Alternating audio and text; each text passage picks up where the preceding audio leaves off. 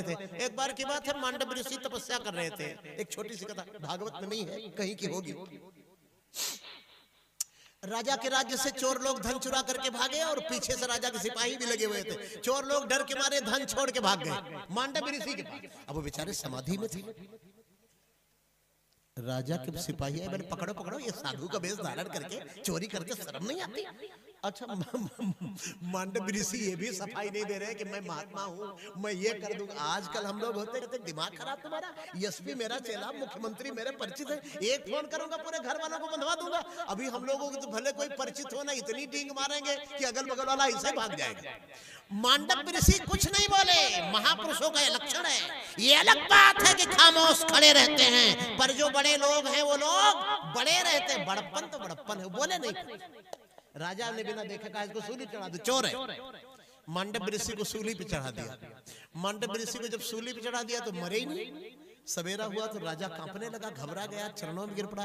महाराज बड़ी भूल हुई, बड़ा अपराध हुआ, आप चाहें तो क्षमा करें भगवान, आप चाहें तो मुझे जला दें, आप चाहें तो श्राप दें। मांडव ऋषि बोले तुमको कुछ नहीं कहेंगे, उत्तर तो यमराज को देना पड़ेगा कि मैंने कौन सा पाप किया कि उन्होंने मुझे यह दंड दिया।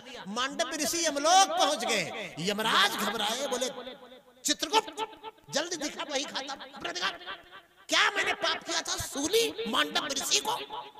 चित्रगुप्त ने जल्दी जल्दी खाता वही खोला, सब घबरा गए। बोले महाराज आपने बचपन में एक टिड्डा को कुछ के नोक से छेद दिया था। मांडव ऋषि बोले मूर्ख, ये पाप मैंने अनजाने में किया था। अनजाने में जो पाप किया जाता है उसका दंड स्वप्न में मिलता है, और तूने साक्षात सूली पर चढ़ा दिया। जाओ मैं तुम्हें श्राप देता हूँ, द्वापर युग में दासी के पुत्र होकर के धरती पर अवतीर्ण होकर के तुम जन कल्याण करोगे, जाओ। मांडव ऋषि के श्राप से श्री यमराज धर्मराज विदुर हुए। भगवान के बड़े भक्त हैं, बड़े परमहंस हैं। जैसे विदुर है वैसे विदुरानी है। कलयुग वाला मामला थोड़ा ही है।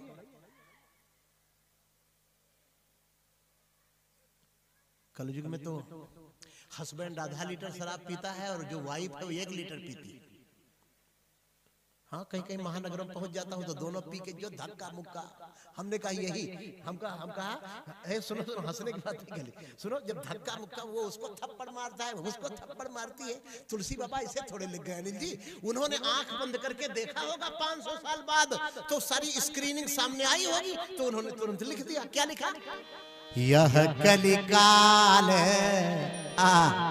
यह कलिकाल कठिन उर्गारी, अरे पाप परायण सब नर नारी। यह कलिकाल कठिन, बड़ा कठिन कलिकाल है। नारी भी पाप परायण और नर भी पाप परायण। यह कलिकाल यह कलिकाल कठिन उर्गारी। यह कलिकाल कठिन उर्गारी। ओ पाप परायण सब नर नारी। यह कठिन उर्गारी पाप परायण। क्या बात है?